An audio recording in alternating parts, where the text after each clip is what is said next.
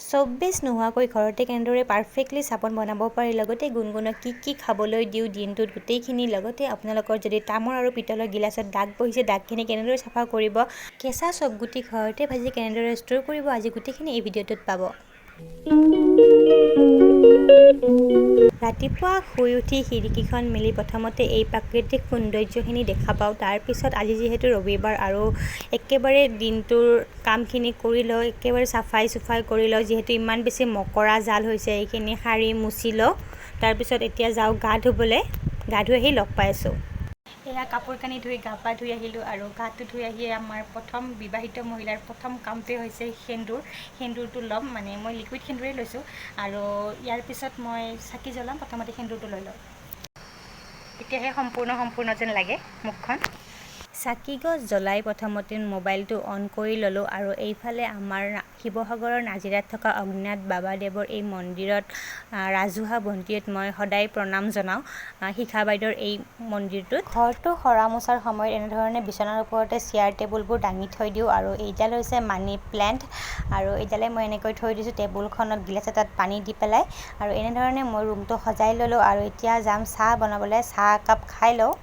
এতিয়া লৈছোঁ মই বিস্কুট আৰু চাহ আৰু চাহ একাপ খাই লওঁ আৰু এইফালে এইজনী আমাৰ গুণগুণ শুয়ে আছে, তাইক উঠাবই পৰা নাই টোপনিৰ পৰা। ইয়াতে শুই আছিল, ইয়াৰ পৰা গৈ পেলাই ইয়াতে পালে, দেখিছেনে টোপনি মৰাৰ ষ্টাইল। এই গুড মৰ্ণিং। ৰাতি তাই টোপনি মাৰিব নহয় দুটালৈকে 1:30লৈকে আৰু এতিয়া ৰাতিপুৱা উঠিব নহয়।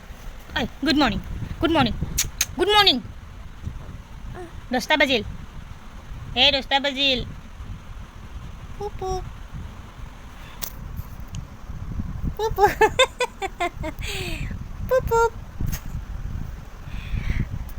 সৰু ঘৰৰ মেকুৰী বৰ ঘৰ দেই। অ'কে। সৰু ঘৰৰ মেকুৰী বৰ ঘৰত যায়, খলীয়া মেকুৰী ভজা মাছ খায়, কুটু। ৰাতিপুৱা শুই উঠোৱাৰ পিছত এনেধৰণে ব্ৰাছডাল লৈ ঘূৰি থাকিব লাগে। ব্ৰাছ কৰিবলৈ ইমান বেছি টান পায়। অকণমান টাইম এনেকৈ ঘূৰি থকাৰ পিছত ব্ৰাছ কৰিব আৰু তাৰপিছত মই এয়া পানী দিছোঁ তাইক খাবলৈ। তাই পানী খাব। পানী খোৱাৰ পিছত মই এতিয়া বনাম কৰ্ণফ্লেক্স। মানে তাই ষ্ট্ৰবেৰী ফ্লেভাৰটো খাই বেছি ভাল পায়, ষ্ট্ৰবেৰী বুলি কয় আৰু এয়া মই ষ্ট্ৰবেৰী তাইক দিছোঁ আৰু তাই এইখিনি ধুনীয়াকৈ নিজে খাব। টেষ্টি লাগিছে? টেষ্টি লগা নাই? বঢ়িয়া লাগিছে। অঁ হয় নেকি? টেষ্টি লগা নাই? এয়া হৈছে চবগুটি আৰু চবগুটিখিনি মই ধুনীয়াকৈ ধুই ৰ'দত শুকুৱাই ল'লোঁ আৰু এতিয়া কেৰাহী এটাত মই ধুনীয়াকৈ ভাজি ল'ম এইখিনি অকণমান গোন্ধ নোলোৱালৈকে। আৰু গোন্ধ ওলালে আমাৰ মানে চবগুটিখিনি ভজা হৈ যাব আৰু তেতিয়া গেছটো অফ কৰি দিম। আৰু তাৰপিছত যদি আপোনালোকে মানে চেনি নিদিয়াকৈ ৰাখিব বিচাৰে চেনি নিদিয়াকৈও ৰাখিব পাৰে আৰু মই অকণমান চেনি দিছোঁ, মই তেতিয়া খাই ভাল পাওঁ, সেইবাবে মই অকণমান চেনি দি লৈছোঁ আৰু এইখিনি ধুনীয়াকৈ ঠাণ্ডা হ'বলৈ দিম। ঠাণ্ডা হোৱাৰ পিছত আপোনালোকে এটা কণ্টেইনাৰ ল'ব আৰু কণ্টেইনাৰটোত ধুনীয়াকৈ ঢাকনিখন মাৰি টাইটকৈ থৈ দিব আৰু তেতিয়া বহুত দিনলৈকে আপোনাৰ মচমচীয়া হৈ থাকিব, সেমেকি নাযায়। আৰু এইফালে লৈছোঁ কেইটামান বেদনা আৰু কেইটামান কাবুলী বুট, এতিয়া গুণগুণক খাবলৈ দিছোঁ। আৰু এইফালে মই লৈছোঁ চব্জি কাটিবলৈ। এয়া জিকা লৈছোঁ, বেঙেনা লৈছোঁ, বন্ধাকবি লৈছোঁ, লগতে লৈছোঁ পিঁয়াজ আৰু ইফালে লৈছোঁ ৰঙালাওটো বগা সোৱাদ হ'বনে নাই নাজানো। আৰু ইফালে লৈছোঁ পটল, আলু আৰু আদা নহৰু। এইখিনি লোৱাৰ পিছত এইখিনি ধুনীয়াকৈ কাটি লওঁ। তাৰপিছত চব্জিখন আমি বহাই দিওঁ। তাৰপিছত আমি এতিয়া বনাম চাবোনৰ পেষ্ট আৰু তাৰ বাবে প্ৰয়োজন হ'ব আমাক নিমপাত, যিহেতু আৰু নিমপাতখিনি মই ধুনীয়াকৈ এৰাই ল'ম আৰু নিমপাতখিনি মই ধুনীয়াকৈ 2-3 বাৰ ধুই ল'ব লাগিব, যিহেতু এতিয়া মানে ধূলি বালিৰ দিন, আকৌ লগতে বিচা চিচা উঠি থাকিব পাৰে, খজুৱতি হ'ব, সেইবাবে ধুনীয়াকৈ ধুই ল'ব 3-4 বাৰ। তাৰপিছত এইখিনি মিক্সিৰ জাৰৰ এটা ধুনীয়াকৈ পেষ্ট বনাই ল'ব। তাৰপিছত মই এখন চেকনিৰ সহায়তে এনেধৰণে চেকি ল'ম। এইখন হৈছে পিঠা বনোৱা চেকনি, সেইখন চেকনিতে মই চেকি লৈছোঁ। এই পিচ লৈছোঁ মই পিয়াৰ্চ চাবোন আৰু ইয়াৰ প্ৰাইচটো হৈছে অনলি 25 ৰুপিজ আৰু মই একেবাৰে সৰু পেকেট এটা লৈছোঁ। এয়া মই লৈছোঁ এটা চচপেন চাহ বনোৱা আৰু তাতে মই টুকুৰা কৰি পিঁয়াজ চাবোন পিচ এনেকৈ কাটি লৈছোঁ। তাৰপিছত মই গেছত বহাই দিছোঁ কেৰাহীটো আৰু কেৰাহীটোত অকণমান পানী দিছোঁ। পানীখিনি অকণমান গৰম হোৱাৰ লগে লগে ডাবল বইলাৰ মেথডত মই এনেধৰণে ইয়াতে দি দিছোঁ চাবোনখিনি আৰু তাৰপিছত এনেধৰণে চামুচখনেৰে লাৰি আছোঁ আৰু এইখিনি ধুনীয়াকৈ গলি গৈছে। আপোনালোকে দেখিছে বেছি টাইম লগাই নাই আৰু এতিয়া ধুনীয়াকৈ মেল্ট হৈ গৈছে। এতিয়া মই পেষ্ট কৰি থোৱা নিমপাতৰ ৰসখিনি ইয়াতে দি দিম আৰু দি মই 1 মিনিটমান লৰাই থাকিম। আৰু মোৰ এনেকুৱা লাগিছে যে চাবোনৰ পেষ্টখিনিতকৈ নিমপাতৰ ৰসখিনি বেছি হৈছে, সেইবাবে মই অকণমান নিমপাতৰ ৰস নিদিলোঁ, অকণমান ৰাখি থৈ দিলোঁ আৰু এতিয়া মই ধুনীয়াকৈ লৰাই থাকিম প্ৰায় 1 মিনিট মই অকণমান উতল আহিবলৈ দিম।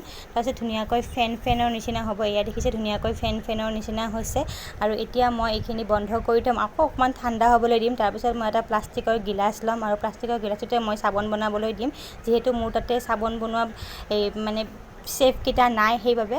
আৰু এইখিনি ঠাণ্ডা হোৱাৰ পিছত মই এইখিনি ইয়াতে ঢালি দিম, ঢালি দিয়াৰ পিছতে ফ্ৰিজত থৈ দিম প্ৰায় 1 ঘণ্টামানৰ কাৰণে। ভাত পানী খাই প্ৰায় 1 ঘণ্টামান পিছত চাবোন পিচ উলিয়াই আনিলোঁ আৰু এতিয়া এই পিচ চাবোন কি ধুনীয়া কালাৰটো একদম পেৰট গ্ৰীণ কালাৰ হৈছে আৰু গুণগুণে আইচক্ৰীম বুলিয়ে ভাবিছিলে। মই ক'লোঁ যে এইটো আইচক্ৰীম নহয় চাবোন হয় আৰু ইয়াৰ কালাৰটোৱে বহুত মৰম লগা কালাৰ হৈছে। তাই একেবাৰে কান্দিব ধৰিছে, আইচক্ৰীম খাম বোলো আইচক্ৰীম নহয়, আইচক্ৰীম মই বনাই দিম দিয়া, এইটো আইচক্ৰীম নহয়, এইটো চাবোনহে হয়। চুৰি এখনৰ সহায়তে এতিয়া মই 2 পিচ কৰি কাটি লৈছোঁ আৰু মানে গিলাচৰ তলিৰ ডিজাইনটো ইয়াতে চাবোন পিচত এনেধৰণে ফুটি উঠিছে দেখিছে। আৰু এতিয়াতো চাবোন পিচ বনালেই নহ'ব, ইয়াক ব্যৱহাৰ কৰিও দেখুৱাব লাগিব। তাৰ বাবে মই পিছফালে গৈছোঁ আৰু পিছফালে গৈ মুখখন ধুই লৈছোঁ আৰু এতিয়া মই চাবোন পিচ আপোনালোকক লগাই দেখুৱাম। ধুনীয়াকৈ ফেনাইছে। এই চাবোন পিচ বনাবলৈ মোক বহুত ধৰণৰ বস্তুৰ প্ৰয়োজন হোৱা নাই, মাত্ৰ ঘৰতে থকা নিমপাত আৰু চাবোন মানে পিয়ৰ চাবোন পিচ ব্যৱহাৰ হৈছে। মাত্ৰ 25 টকীয়া পিয়ৰ চাবোনেৰে বনালোঁ 2 পিচকৈ নিম চাবোন। যিহেতু বহুত বেছি গৰমৰ দিন, এবাৰ বনাই ব্যৱহাৰ কৰি চাওক।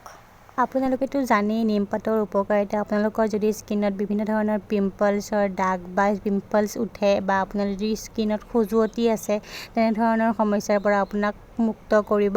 চাবোনৰ ৰিভিউ দি প্ৰায় 10 মিনিট পিছত আপোনালোকৰ ওচৰলৈ আহিলোঁ আৰু এইবাৰ লৈ আহিছোঁ আপোনালোকৰ ঘৰত যদি তাম আৰু পিতলৰ গিলাচ আছে, সেইবোৰ যদি ক'লা পৰে, সেইবোৰ কেনেধৰণে আপোনালোকে চাফা কৰি ৰাখিব পাৰিব। তাৰ বাবে প্ৰয়োজন হ'ব অকণমান বালি আৰু অকণমান চাৰ্ফ আৰু অকণমান পিতাম্বৰটো দোকানত কিনিবলৈ পায়, পিতলৰ দোকানত। এইখিনি মিক্স কৰি অকণমান জোৰকৈ গিলাচকেইটা ঘঁহি দিব, তেতিয়া ধুনীয়াকৈ চাফা হৈ আহিব। আৰু এতিয়া গা পা ধুই ৰেডি হ'লোঁ আৰু এতিয়া গধূলিয়ে হ'ল আৰু এতিয়া অকণমান চোতালৰ ফালে ওলাই আহিছোঁ। ৰুমটো বহুত বেছি গৰম আৰু এয়া খোজকাঢ়ি আছোঁ অকণমান বাহিৰতে আৰু এয়া গুণগুণে পেহীয়েকহঁতে আহিব, তাকেই চাই আছে আহিছেনে নাই বুলি। আৰু এইজনী এই গৰমখনত দৌৰি আছে। তেন্তে আজিৰ ভিডিঅ'টো এইখিনিতে সামৰণি মাৰিছোঁ। ভিডিঅ'টো চাই কেনেকুৱা পালে কমেণ্ট কৰিবলৈ নাপাহৰিব। পুনৰ এনেকুৱা ধৰণৰ ভিডিঅ' যদি চাব বিচাৰে তেন্তেও কমেণ্ট কৰিব। তেন্তে আজিলৈ বাই বাই।